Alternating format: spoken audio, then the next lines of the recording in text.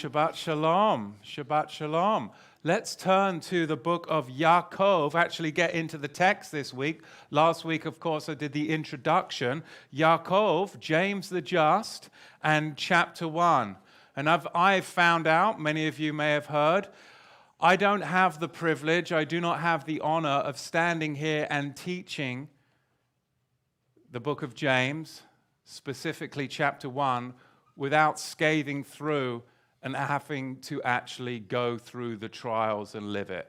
So I'm going through a really tough time in my life, challenges, and I really see that truly this comes alive. I don't just get to stand up here and teach it, I have to live it. We all have to live it. But I definitely am not getting through unscathed on this one, let me tell you. So please, I ask for all of your prayers for myself, my family. Of course, when you put yourself out there like this, you know it comes back on you. You get a lot of attack, a lot of pushback. So anyway, I'm excited, though, to persevere. It's what we do. It's what I do. Thank you, double. It's what I do in the midst of the trial. It's what we do in the midst of the trial. Are we going to be succumb to evil and act out? Oh yeah, in my flesh. But we have to overcome that. Are we going to continue to walk in righteousness even when everything comes at us? That's the distinction that I'm really discovering, is not giving into those carnal impulses, but to raise above that and truly seek the peace of Yahuwah. And I do have his peace. And that is what gives me comfort and enables me to come and be able to teach this. But I believe that also I am getting particularly tested because I am teaching it. And it says, Yaakov says, do not desire to be teachers. And I can tell you, this is one of those instances when you can really see why. Yaakov, James, Yaakov, an Eved, a servant, an Eved of Yahuwah, and the master, Yahushua HaMashiach, to the 12 tribes who are scattered abroad among the nations in the galut, in the dispersion. Shalom. Shalom, my Israelite brothers. This is how the text opens up. And of course, we have to backtrack and we go, well, here we have it, right here, to all 12 tribes. And it's so easy to skim over that, but what does that tell us? That the words of the Master are actually true. This reveals that the majority of the so-called Jews were in fact what? None other than the synagogue of Satan, those who say they are Jews and who are not. Because if the real Jews had returned, as sacred history likes to teach, in 520 of before the Common Era, in the days of Ezra, then James would be addressing how many tribes? 9.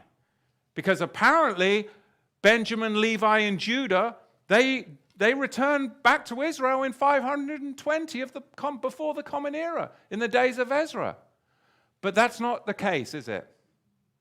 This tells us, this is the half-brother of Yahushua, that in fact all 12 tribes are still in the exile, yet there were those in the land saying that they were Jews, but were in fact not, but the synagogue of Satan, that their father was not Yahuwah Elohim, but they were serving Satan. Now, recorded history tells us then that according to this text, in the first century, all 12 tribes were still in dispersion. And I'm telling you, Scripture is alive, is it not? Scripture is alive, and I believe we are living in a parallel universe, if you've got the eyes to see it. Because today, it's no different. Sacred history espouses that the Jews have returned to the land. Not in 520 before the Common Era, no. The Jews, they returned to the land in 1948. That's your sacred religious history, right? Wrong. Because in reality, just like our text, we have all 12 tribes are still where? In the galut, in the dispersion, and it is Mashiach who is going to gather in the exiles. Now, as we get into the text today, I want you to understand in your own time, you can look and see that the background to Yaakov is, in fact, the Sermon on the Mount, where his brother Yahusha spoke. Now, at the Sermon on the Mount, and you can see throughout the Brit Hadashah narrative, there were always those that would be in the very midst of Yahusha's teaching, sitting at his feet. And then there were always those that were on the outside, on the outskirts, looking in, never pressing in. And they were the ones that were trying to what? Ensnare Yahusha, imprison him, or bring him up before the Sanhedrin. I believe that Yaakov was not in the inner circle, because at the time when Mashiach walked, he wasn't a believer, was he? But I believe he was on the outskirts, particularly at the Sermon of the Mount address, looking in. Because there's so many parallels within the text that I think he heard that message. This is what I surmise just by going into the text. Because he was familiar with his brother's lingo. Very familiar with the language and the theme of what was spoken at the Sermon of the Mount. Look at verse 2. It's about getting a proper perspective. Count it all simcha, joy, when you fall into diverse trials. And of course, the Sermon on the Mount background to this is Matthew chapter 5, verse 10. Blessed are those who are persecuted for Tzedakah's righteousness' sake, for theirs is the Malchut HaShamayim, theirs is the kingdom of heaven. Blessed are you when men shall revile you, and they shall persecute you, and shall say all manner of evil against you, falsely for my name's sake. That's the background for this verse right here. Now, this particular verse isn't talking about capitulating to sin, giving in to sin. The Greek word that's used here for fool is actually used in Luke chapter 10, verse 30, where a man fell among the thieves and he was beaten until he nearly died. So what does that tell you? It wasn't something of his own choosing. He fell among the thieves. It wasn't something of his own choosing. He didn't fall into sin.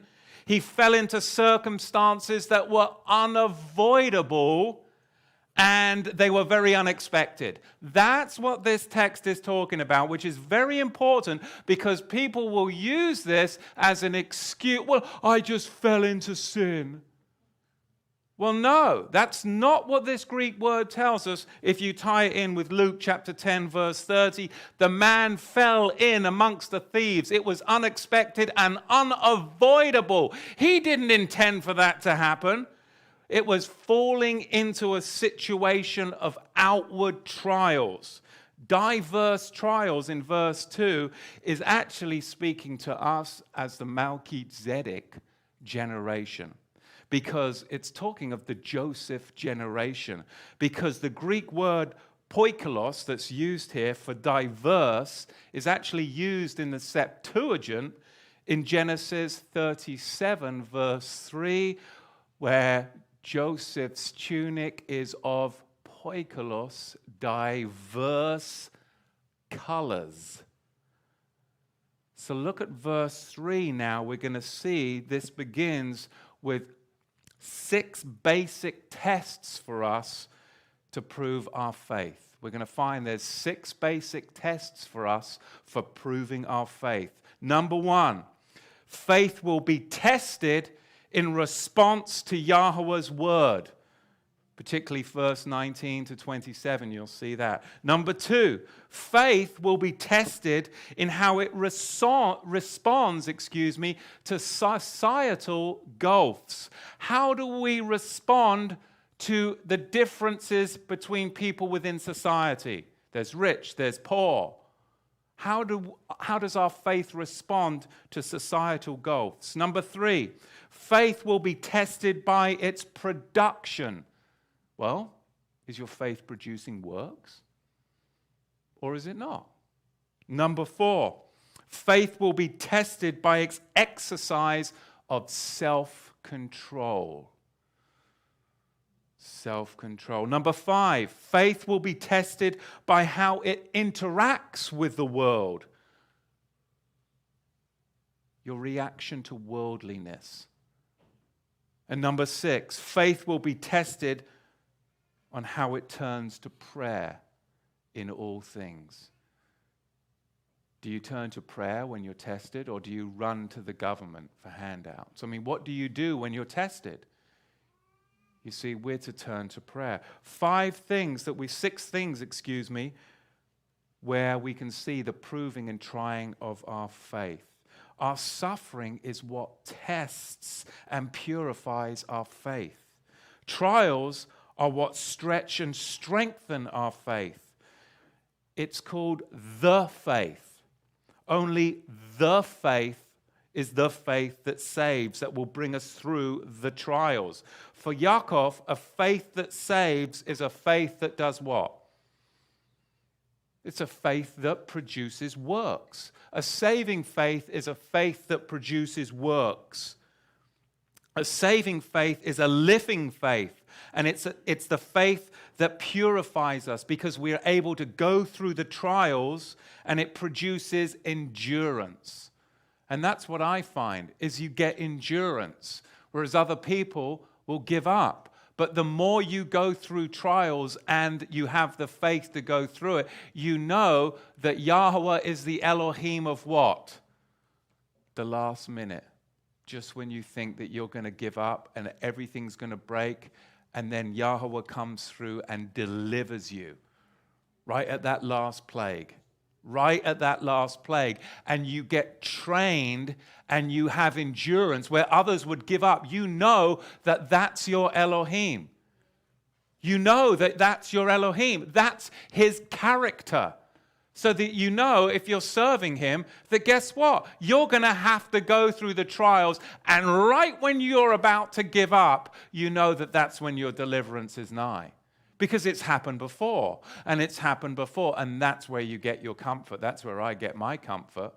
And I see other people dropping off to the left and to the right, and I continue to what? And you continue to stand.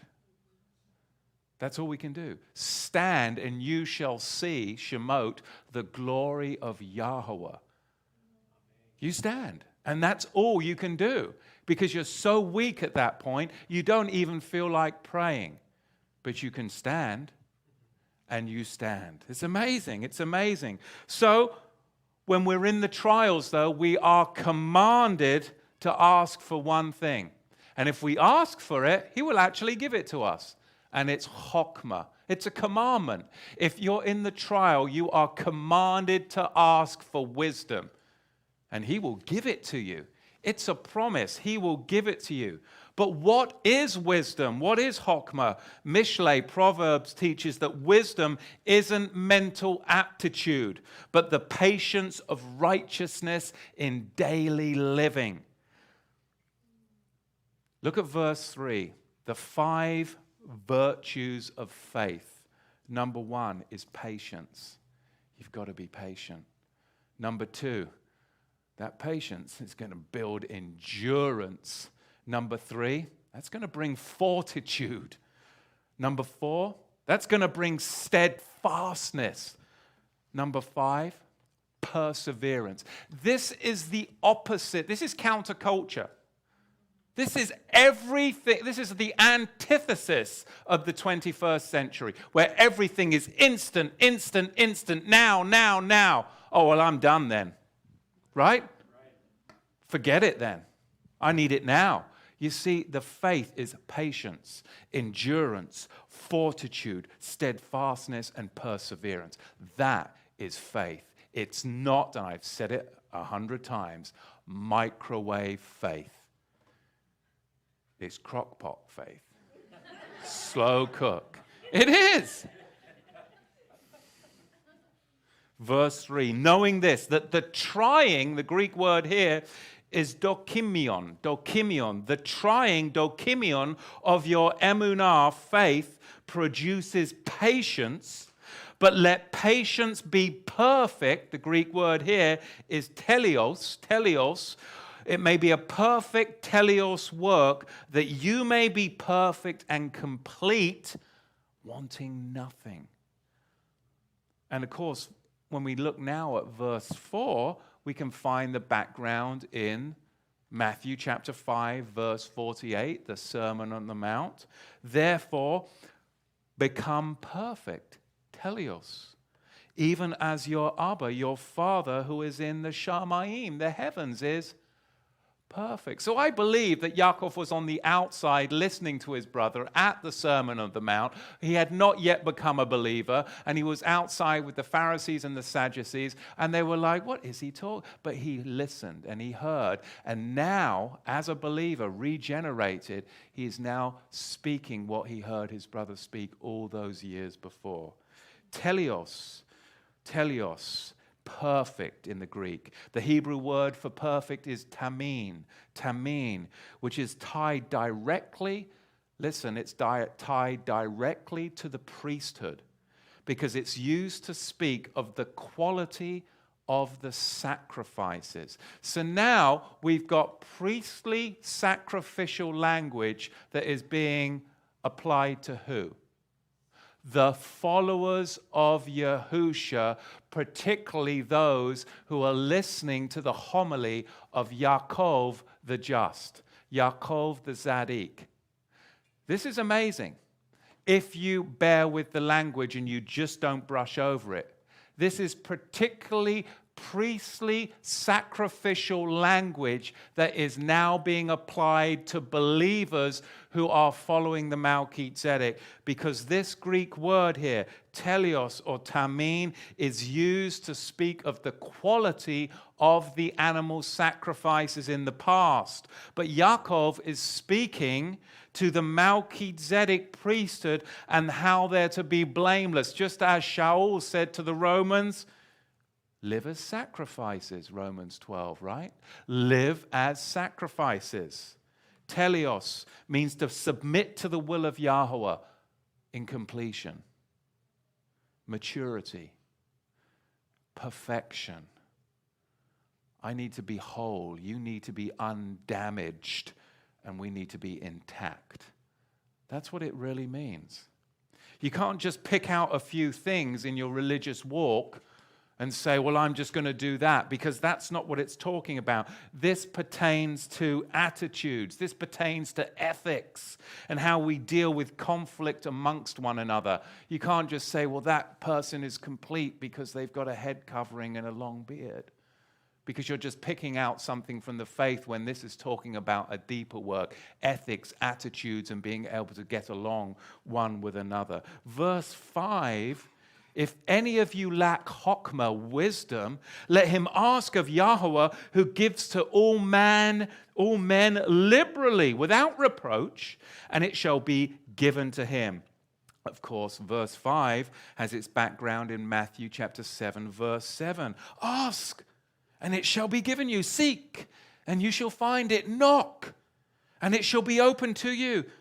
And we know from Mishlei, from Proverbs 9 verse 10, the fear of Yahuwah is the genesis, in the Greek, the genesis or the beginning of chokmah. So you have to fear Yahuwah. You'll never have wisdom if you're not afraid of him. In a healthy manner, as in you know that your faith will produce works that are pleasing and you become that living sacrifice. In the Septuagint, in Mishlei, Proverbs 27 verse 21, it says, fire is the trial, and we find the same Greek word here, dokimion. Fire is the trial, dokimion, for silver and gold, and man is tried. We are tried. You see, faith, or emunah in the Hebrew, in the Septuagint comes across in the Greek as pistis. Pistis, faith. It means fidelity, commitment. Yaakov, James, is committed to a faith, and that is what drives the whole of this homily. Look at verse 6. But let him ask in emunah, faith, nothing wavering. For he that wavers is like a wave of the sea driven with the wind and is tossed. For let not that man think that he shall receive anything from the Master Yahuwah. A double-minded man is unstable in all of his ways. Double-minded. In the Hebrew, it means double-souled. Double-souled. Like a man with two souls. One set on Yahuwah, well, and the other one's just set on the world. You're a double-souled man. That is so common today in the institutionalized church. Double-souled men. And then it goes down through the generations.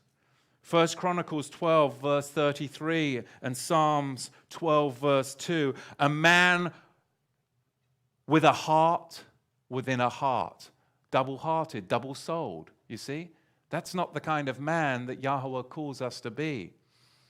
One set on Yahuwah and another set on the world. Do not be double-hearted. Do not be double-souled. Look at verse 9. Let the brother of low degree, Gilah, rejoice in that he is exalted. And the background Sermon on the Mount, of course, is Matthew 5, verse 3. Blessed are the poor in Ruach, for theirs is the Malchut HaShamayim, the kingdom of Yahuwah. Verse 10, but the rich in that he is made low, because as the flower of the grass, he shall pass away. For the sun is no sooner risen with a burning heat, so that it withers the grass, and the flower fails, and the pretty appearance of it perishes. So all shall the rich man also fade away in the course of his Chaim, his life. You see, the poor brother has the right to express proudly his spiritual wealth. That's what this is talking about. The poor, they have the right to express proudly their spiritual wealth, because that's all they've got. So let the poor, let them be a little mad and bold and zealous. Let them be jazzed up and bold about the faith, because that's what they've got. That is their riches, and let them be proud about their spiritual wealth. Because Yahuwah does, in fact, want some brethren to be poor. So the prosperity gospel isn't going to work. Because Yahuwah does, in fact, want some people to be poor. Because he uses poverty to test believers. Now, wildflowers, the background to this, of course, is the wildflowers and their brief life in the land of Israel, Etz Israel. Because what would happen is these wildflowers, they would pop up in Israel at the end of Aviv. Right after Passover, you'd find these wildflowers popping up all over the barren countryside. And then, right at the end of the month of Iyar, the strong winds would come in and they would burn with a fervent heat and be gone. Just like that. You see, the rich man needs to recognize the vanity of wealth, the transitionary life of riches. Oh yes, the riches, they arise just like those wildflowers right after Passover. But then they wither, the riches begin to wither, the rich man withers, and then, like the flower, will fall, eventually perish by the way of the scorching winds. You see, the flower's life is brief, is what Yaakov is communicating to his audience. The flower's life is brief. The application is likewise the rich man will eventually fade. So he too should glory in what? What should the rich glory in? That like the flower, he also will be brought low. So the rich man is to glory not in his riches, but just like the flower, that he too will be brought low, and his confidence, his boasting is not in the riches, but in the knowledge that he too will be brought low, and in the lowness will be actually rich. That's a true rich man. Does that make sense? That's what he's communicating here. The rich man has to admit that his wealth cannot bring him close to Yahuwah. He comes to Yahuwah by the same way as the poor. Don't oppress the poor. Yaakov is hearkening back right here to the prophets when they chastise the fatted calves in league with the ruling class of Israel. You see, Yaakov's audience, they were poor. And they were in subjection to the rich class in Jerusalem. But when the rich did come into the household of the faith, Yaakov was espousing that they were no different than the poor, because they would often be made low. They would often be made low from their former socio-religious sphere. And this is what he was communicating. You see, the rich would come into the assembly in Jerusalem, and because they chose to follow the narrow path, they were rejected by the rich in the religious class. And we find that today. You can have wealthy that could come into the assembly, into maybe this assembly or another assembly that teaches this message, and that rich will be rejected from the socio class that they used to walk in, because they're no longer part of the institutionalized church country club of the rich. And now they won't have the friends that they used to have. And this is the persecution that they were seeing at the time, which is very interesting. They were made low from their former socio-religious sphere. Maybe today we'd see it, well, not invited to the Bible studies that maybe you once were invited to, or the golf clubs that you were once invited to with the other church members. But, that's a modern application, but I'm trying to communicate this is what was happening in Jerusalem at the time, because there were rich that were coming in, but they were also suffering from a rejection of the religious class in Jerusalem, because they decided to follow the narrow path instead of the broad road. Does that make sense? Look at verse 12. Blessed is the man that endures trials, for when he is tried, he shall receive the keter of Chaim, the crown of life, that Yahuwah has promised to those that love him. And of course, the Sermon on the Mount background to this is Matthew 7:14. Narrow is the gate, and difficult is the way that leads to Chaim, and few there will find it. The crown of life. We are promised a crown of life, a keter Chaim. And there's two words in the Greek for crown, which is very telling. One of the Greek words is diadem, and the other Greek word for crown is Stephanos. Stephanos, where we get Stephen, Stephanos. So you have to remember the background to Yaakov is what? The stoning of Stephanos. So the Greek word here is not diadem, but it is in fact Stephanos. What is he trying to communicate to his audience that just witnessed, or this is the culture where Stephanos was just stoned to death? The first martyr of the faith, the crown of life, the Stephanos. It's not the diadem, because a diadem would mean like a royal crown that a king would wear. Whereas the Stephanos, that was the crown of an overcomer. And that's the crown. We're not to try and pump ourselves up as kings, but we are to realize that the crown that we get is because we overcame. And maybe, like Stephanos, It might be even at the cost of martyrdom. Revelation 2, verse 10. Look at verse 13. Let no man say when he is tempted, I am tempted by Yahuwah, for Yahuwah cannot be tempted with evil, neither does he tempt any man. So now we're going to look at the origin of temptation. Temptation does not come from Yahuwah. Can we all agree on that? The origin of temptation. Temptation does not come from Yahuwah. Yahuwah is untemptable. And you have to be careful of the institutionalized church doublespeak here.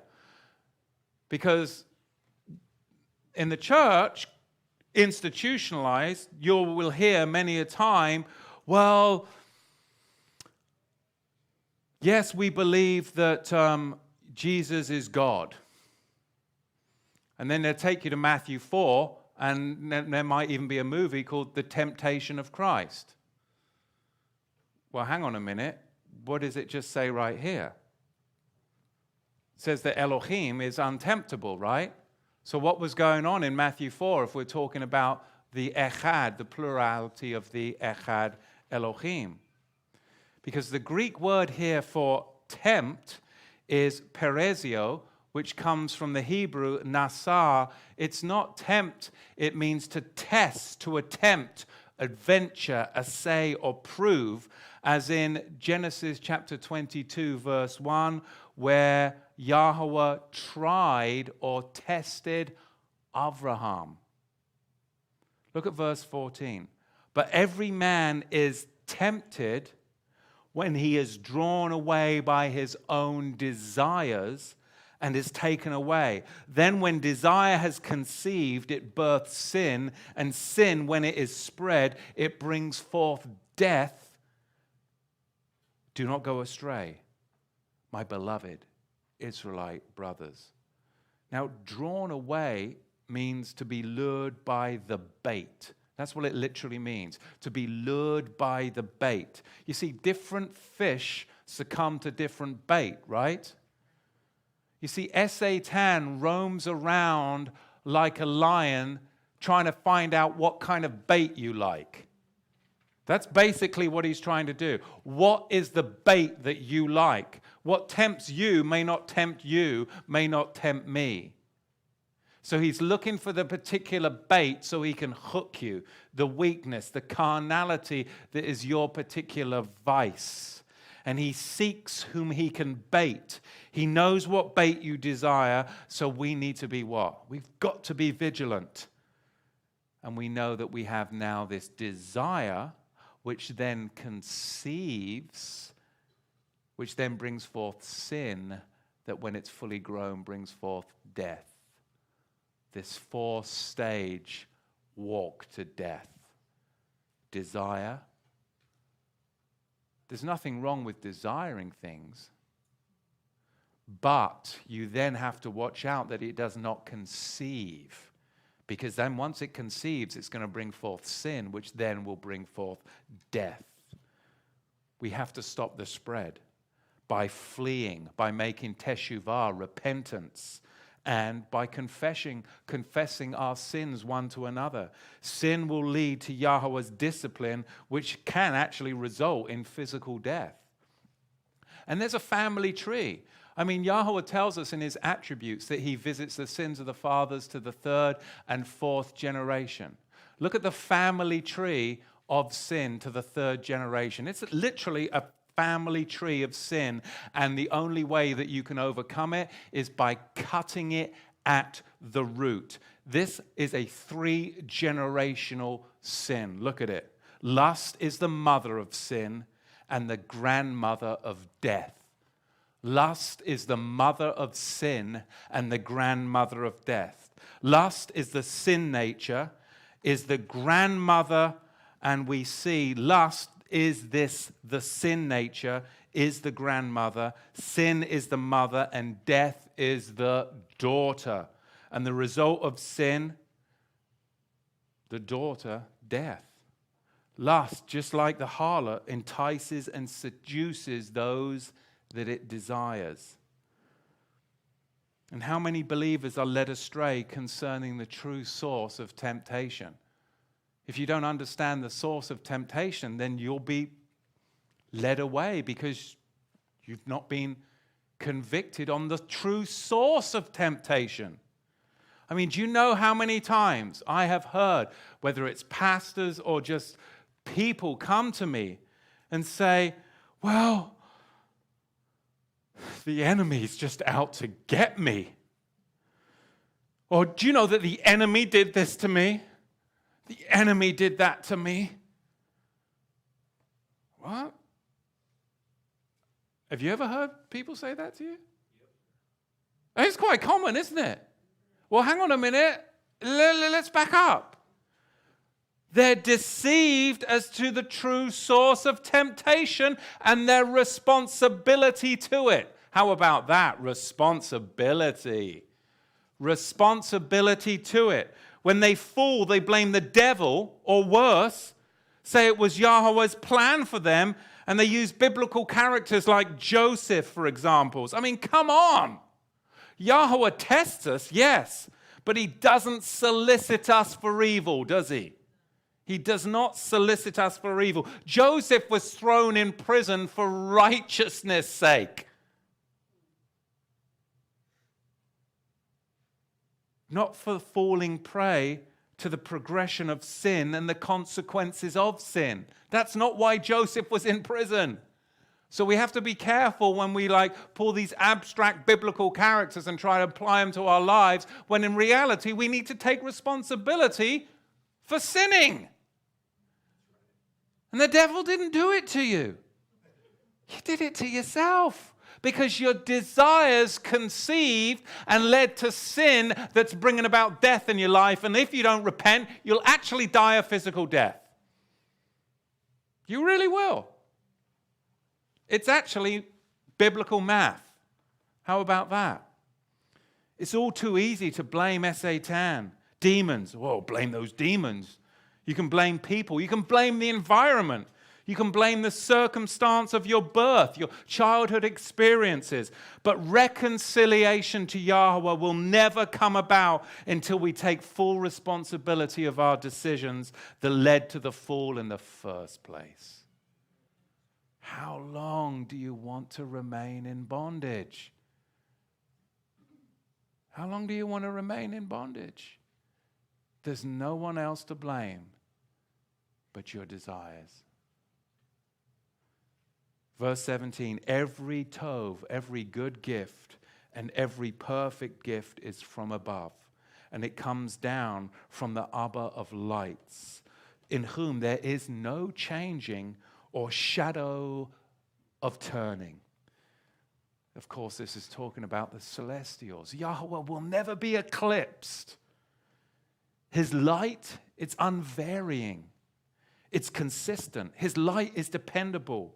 And in him there is no darkness, because there's no dimming. In Yahweh's light means there is no dimming in his kedushah, in his holiness. His holiness will not dim or flicker like a flame. His kedushah is always burning bright, which means he is totally incapable of being tempted with sin or to tempt man with sin. We have to understand that. Because if we don't understand the origins of it, then we will not overcome it. Verse 18. Of his own will, he brought us forth with the Torah of Emet, the Torah of truth, that we should be the Bikurim, the first fruits of his recreation. Bikurim in the Hebrew, or first fruits. The Greek word here is aparche. In the past, this word was connected to the Levitical priesthood. But here, a word that was connected to the Levitical priesthood is actually applied to the Melchizedek priests. Again, we're seeing these linguistic parallels of a word that was used in priestly language is brought forth and used in the priesthood that Yaakov is talking about. Why the priestly language Why is this attributed to believers if there is no Melchizedek priesthood that exists? Why do that?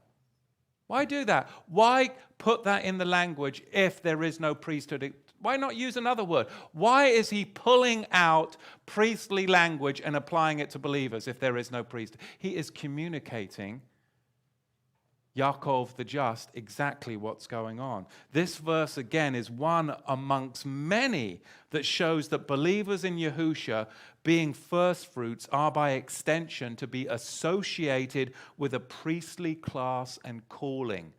1 Peter 2:5 is not some isolated text that some would like it to be.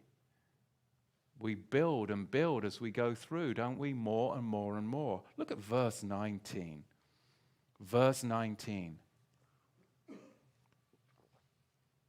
So then, my beloved Israelite brothers, let every man be swift to hear, slow to speak, and slow to anger. Now, this one's for me. This one's for me. For the wrath of man does not bring about the Zadakah of Yahuwah. This I have learned and am in the process of continually learning with raising my children. I want my children to be righteous. But me being angry at my children is not going to bring about the righteousness of Yahuwah. Me being angry is just me communicating that I didn't get something that I wanted. That's what I've come to realize. I wanted quiet when I was studying and I didn't get it, so I got mad. I raised my voice. I wanted something and I didn't get it. It's selfish desire, because the wrath of man will never bring about the righteousness of Yahuwah. And I am committed to the righteousness of Yahuwah in my children, which means I can't get angry at them. Raising my voice. This is a work in progress for me. But this verse has really, really convicted me in my life, big time. Because then I have to stop and I go, well, why am I actually wrathful right now? And it's usually because I didn't get something that I wanted. Usually revolves around quiet study time, my own personal space, my own desires, those types of things. The wrath of man does not bring about the Zadakah, the righteousness of Yahweh. And of course, Matthew 5:22, the Sermon on the Mount, background here. And I say to you that whoever is angry with his brother without a cause shall be in danger of the mishpat, the judgment. And whoever shall say to his brother, Rakah, you degenerate imbecile, they shall be in danger of the Sanhedrin. But whoever shall say, you half-wit, shall be in danger of hell. Don't speak rashly or unreasonably. We need to take pause before thinking. And those are some great words that you would like to use. I put them in here because they really resonate with me. I think I heard them many a time back in England. You degenerate imbecile. You half-wit. Rakah! So from the text so far, down here, 19 verses later, I'd surmise, so far from the text, that the poor within the congregation were resentful of the rich. Could you see that so far? The poor within the congregation, they were resentful of the rich. Maybe even justifying stealing from them. Well, they've got more than I do. They won't miss it. Maybe even justifying stealing from them. You see, they'd gotten very angry at the rich, and they were speaking things without thinking. They were speaking things without thinking. And we do know the background of this, that many people had been forced out of Judea. They'd left everything behind, and they were in poverty. And others, they had left Judea early with all of their riches, and they had the wisdom and the hindsight to get out first, and so they weren't in poverty. And so you can imagine there's some tension going on. Well, I left all my trash back in Jerusalem. How come you've got... Well, we were paying attention. I think it might happen in our day too. You have to try and have some foresight, but ultimately we all need to come together and realize that whether we're rich or poor, our end is the same, that we rejoice in our lowliness. But I believe that was some of the vexation that was going on at the time within the assembly. We know from Acts 11, verse 19, that many believers had been forced out of Judea, and they were resentful, and they were harboring bitterness towards others that had more within the congregation. Look in verse 19, 3 things. Be swift to Shema, hear the word of Yahuwah. Shema, meaning to bring into oneself, to assimilate, means to be ready and eager and having an ability to do. So if we're truly going to hear, we're going to be swift to bring the word of Yahuwah into us and assimilate it into our life. That's truly hearing. That's not just like listening to some sermonese, but it's hearing the word of Yahuwah, bringing it into our lives and assimilating it. That's to truly Shema. Number 2, be slow to speak. We have to allow time to fully comprehend what's being taught so we can really apprehend what's being taught. Totally and thoughtfully evaluate what's being heard. Do you know how many emails that we've got from people that have listened 30 minutes into a teaching and then start to rebut the teaching? And you're like, but you haven't fully heard it. How can you put out a rebuttal?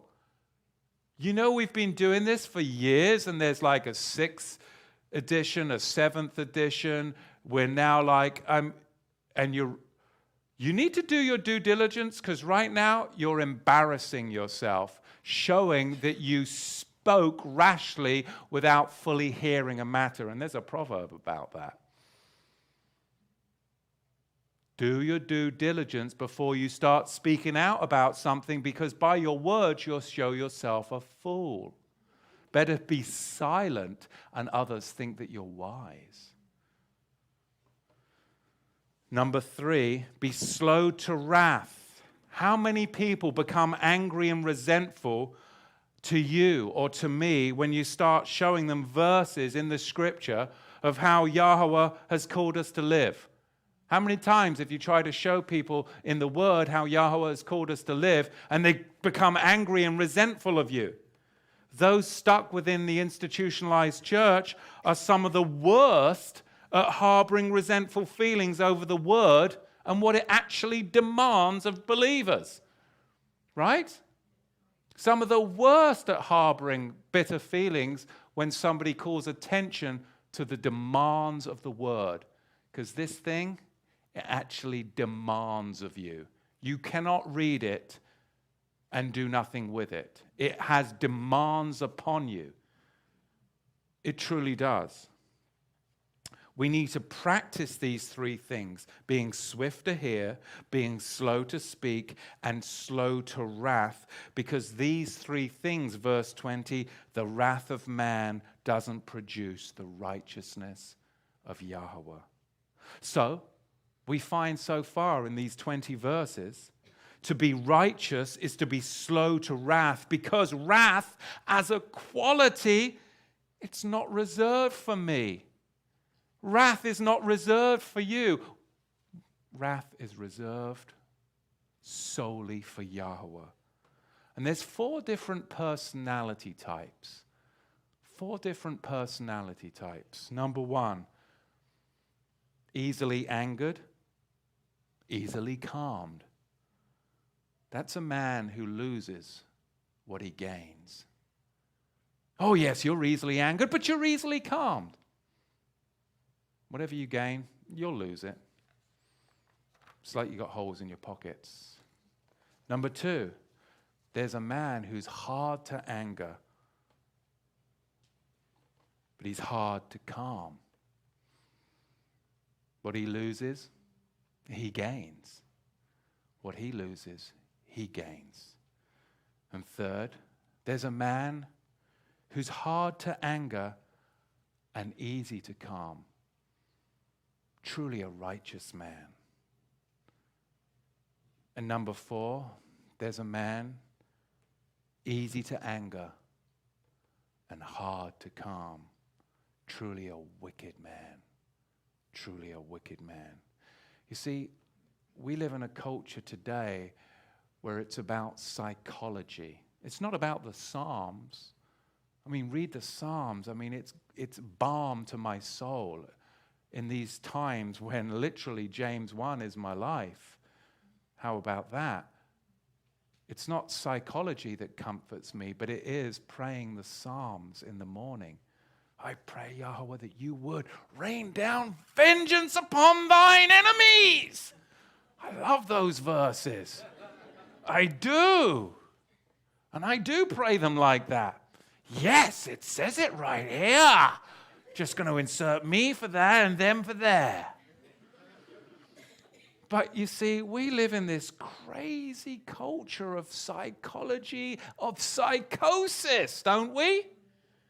Psychologists will claim that emotions, since they're natural products of your personality, they can't truly be fully controlled.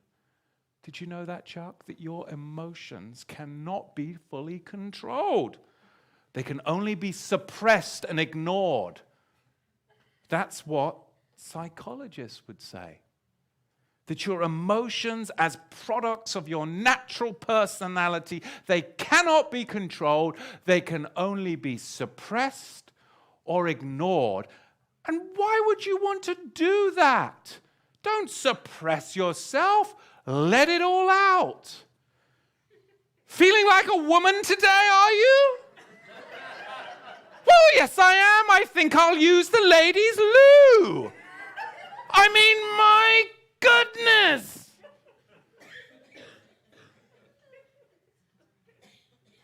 I want to go with some guys with about 5 days growth and a bunch of hunting clothes just smelling out and say, walk into the lake. Yeah, I'm feeling like a woman today. What are you going to do about it?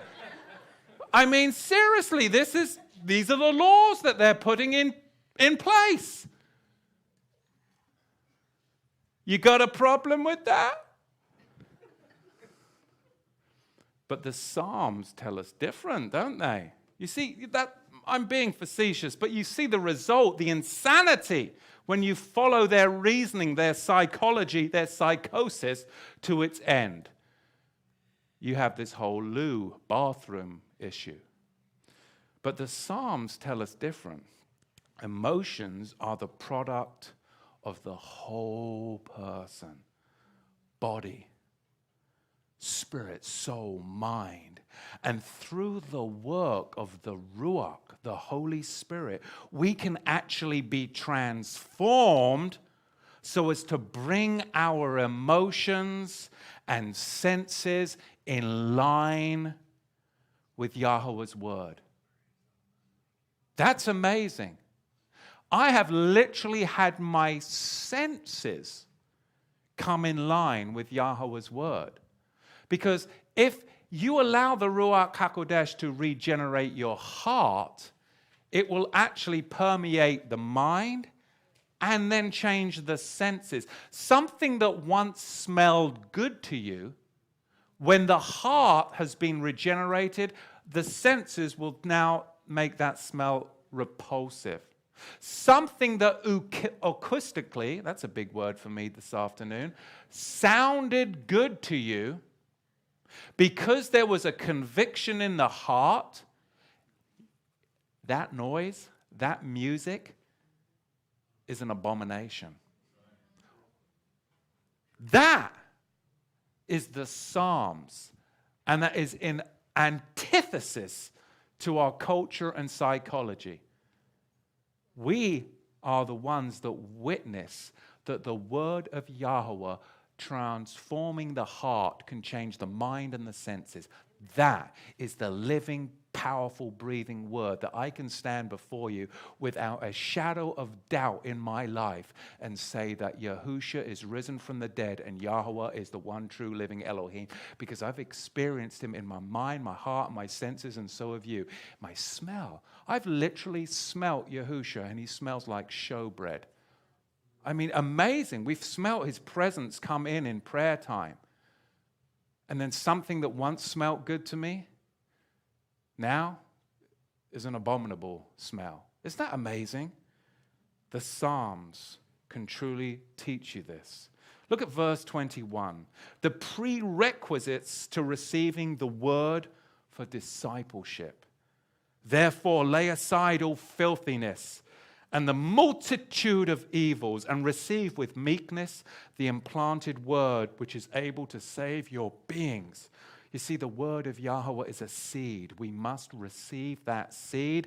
And how do we do that? By putting asunder all filthiness and overflow of wickedness. You're only really going to be able to receive the seed if you put asunder all filthiness and overflow of wickedness. Because the word of Yahweh, listen, it will not grow in a polluted petri dish. The word of Yahweh will not grow in a polluted petri dish. Whatever is morally defiling must be stripped off. It has to be. Whatever is morally defiling has to be stripped off. I'm not going to go into the details, but I will tell you, when I got converted when I was 24 years old, the seed came into my heart. I was regenerated and I was convicted, and I had to face some huge things in the petri dish. Now, if I chose to leave them in there, then the word would not have produced and been able to grow in that petri dish. Yes, I had received it. Yes, and I received the word. But then I went home and I was brought to my awareness that the petri dish of my life was defiled. And I knew that if that conversion was true and that if I was going to overcome, that I had to remove. And those things were huge. And now it's things that maybe you can't see, aren't as obvious, but it's still a process. But for that growth to occur, we have to cleanse the petri dish of our lives. We must strip away what is morally defiling out of our lives. I feel a poetic mood has descended upon me. I do. I think it's reading all this James lately. He's quite poetic. And he actually does pull from many of the sages, many of the Greek sages of the time, Jewish, Philo, but he does pull some of his language that he brings in. Of course, the ships, the fire. This was all very, very prior to the first century and first century writings in the Greek and Hebrew culture. But if you dock the boat of wickedness in the harbor of your heart, the seas of holiness will never come ashore. That's very poetic, isn't it? That was a late night one there. That was. I think I cried out to you when if you dock the boat of wickedness in the harbor of your heart, the seas of holiness will never come ashore. See, my mum always said I would be good on the stage. And I was like, no, I don't want to do that. She tried to push me into theater class when I was younger. But I was too busy defiling the petri dish.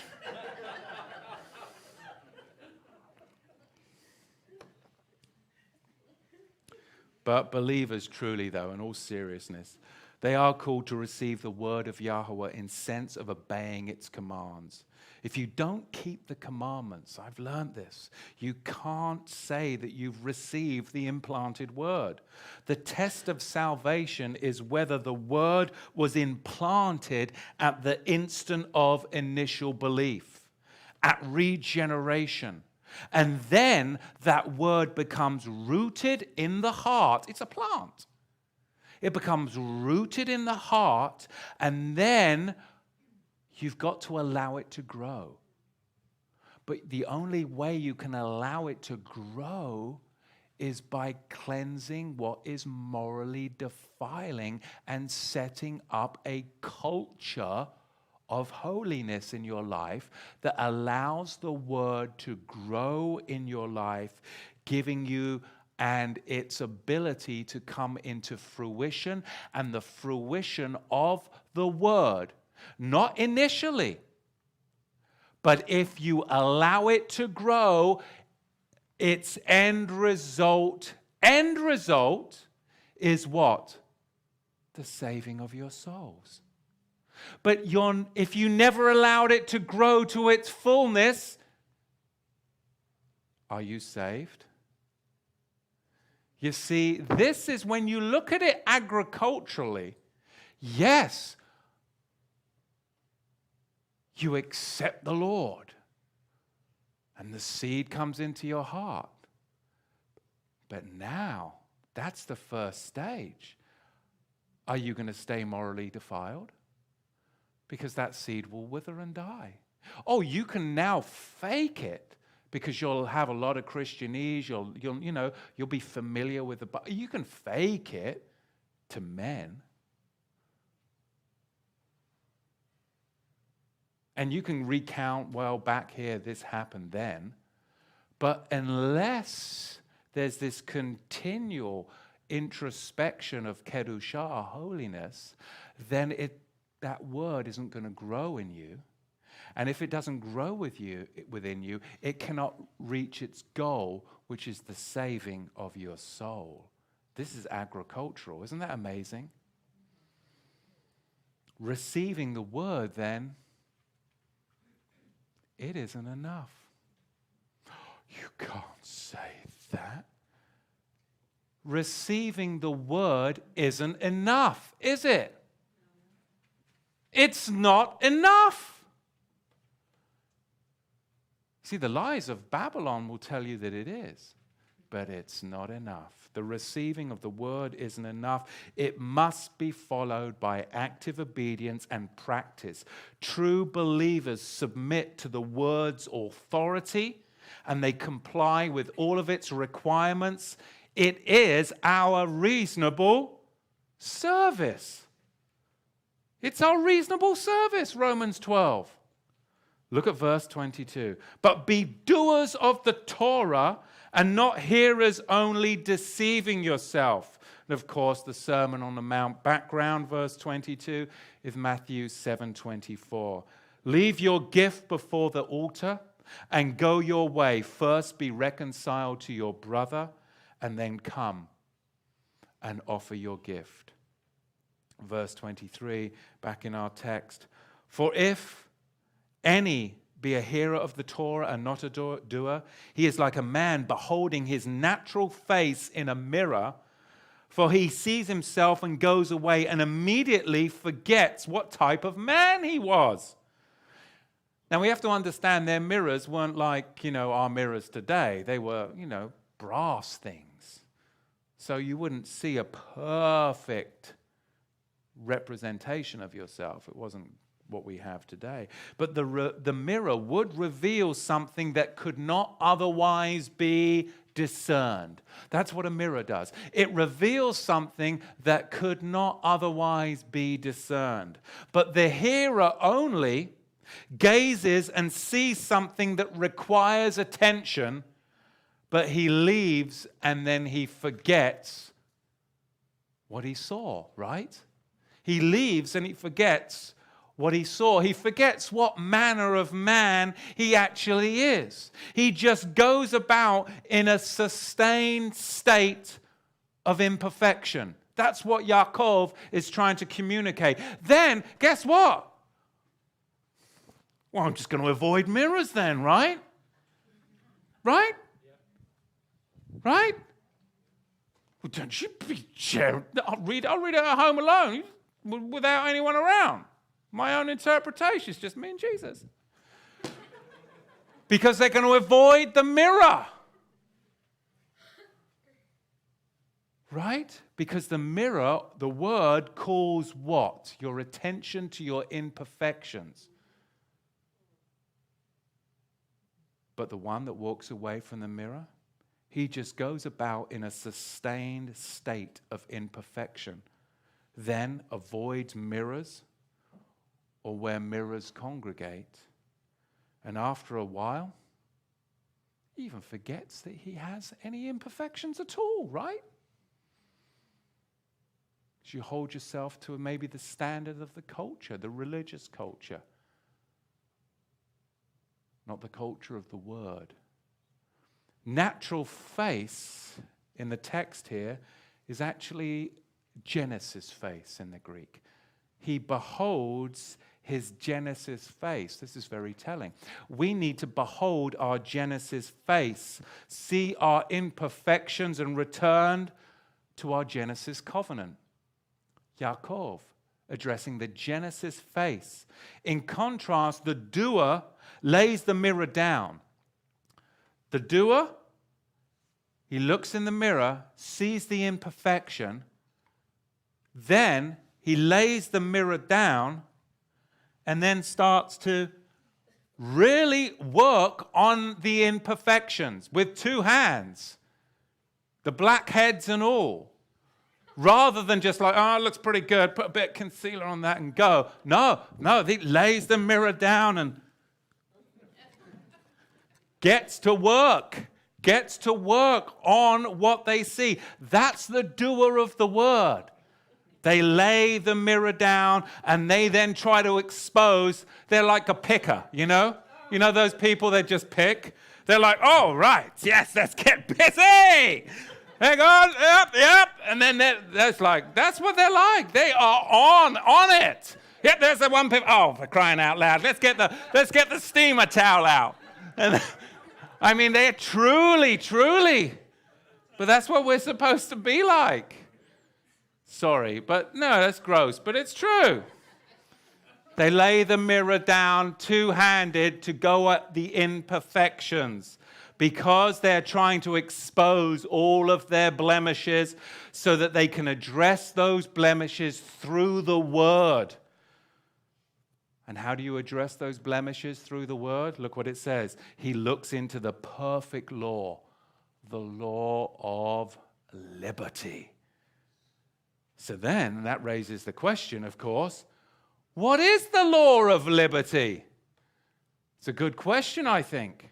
In context and the language, this bears it up. It's the what? It's the Genesis face. It's the Genesis face, where Abraham's face met Yahuwah at the covenants of promises, Genesis 12 and 15. It's the Genesis face where Abraham was brought into the law of liberty, the Genesis face of self-examination.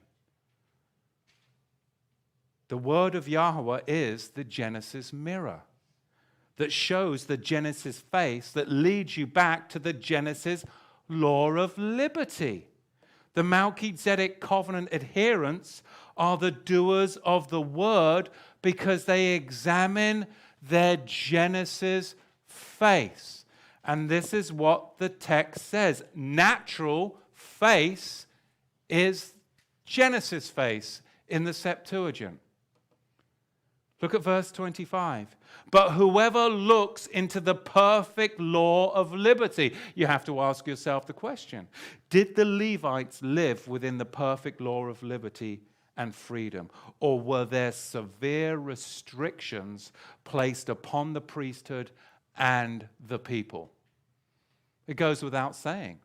There were severe restrictions placed upon the Levitical priesthood and the people. That is not a law of liberty. Did the patriarchs, on the other hand, Abraham, Yitzhak, and Yaakov, live within the perfect law of liberty in an unrestricted realm of covenant fidelity? Yes, they did. They were in covenant in an unrestricted realm of Torah, whereas the Levitical priesthood was in a limited, restricted realm of law. It wasn't liberty, it was the schoolmaster or tutor that kept them. That was what the Levitical law or Levitical priesthood was.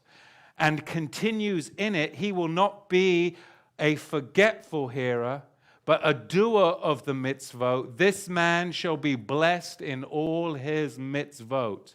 You see, we have to come to the understanding that Yahweh freed Israel from its bondage in Egypt. And what did he do that for? He freed them from slavery so that he could enslave them under the law. Oh, well, that makes sense. No, it doesn't. That's insanity. But that's what religion teaches you. He freed them from slavery so he could shackle them to the law. Well, now we've just traded Pharaoh, one tyrant, for another. So your view of the father is that he's a tyrant that enslaves his children. No. He freed you from slavery so he could bring you to the mountain, Exodus 24, and give you the book of the covenant, which is the law of liberty, the Torah of freedom, liberty of covenant. No longer in bondage, but you're in covenant. They were brought into the book of the covenant so that they would be free and that they would be blessed. It was only later, after they were unfaithful at the golden calf, that restrictions, the schoolmaster and curses, plural, were put on Israel. Thus, the Torah of liberty identified can be none other than book of the covenant Torah. The law of liberty is the perfect law spoken by Yaakov, given by Yahweh in order to safeguard the freedom he secured for Israel. It was only later, after the golden calf, that the Levitical priesthood was the schoolmaster or the book of the law that restricted them and put them under bondage until the time of Reformation, when the seed would come. Not so that the seed would come and deliver us from Torah, that would make us anomia, lawless, but he would return us back to the perfect law, which is covenant Torah, which is what Abraham, Yitzhak, and Yaakov did all the way through to the book of the covenant. This is amazing, because the book of the covenant, Torah, safeguards our liberty. It protects us from the enslavement to men's doctrines and men's dogma. Once divorced from the book of the covenant, Torah, in Exodus 32, any law bears children unto what? Bondage. Galatians 4:24. Until the ruach of regeneration is imparted with bringing about the new covenant Torah, spanning back to the book of the covenant in Exodus 24. We finish up now in the final two verses, the most important being verse 27. If any man among you seems to be an eved, a slave of the master, and he controls not his tongue, he deceives his own heart, and this man's service is in vain. Pure and undefiled service to Yahweh is this, to visit the fatherless and the widows in their affliction, and keep himself unspotted from this world. The call of the priesthood is truly to keep oneself unspotted from the world and to go and visit the sick and go and visit the fatherless. That's truly the calling. Many people will contact us and say, well, what does it look like to walk in the priesthood? Maybe there's children's hospital. Maybe there's, I've gone into some of these old people's homes, and they're terrible places. The smell is just it's outrageous. And it breaks your heart. They roll these old people out in the morning. They sit them in front of Oprah. And no, they do.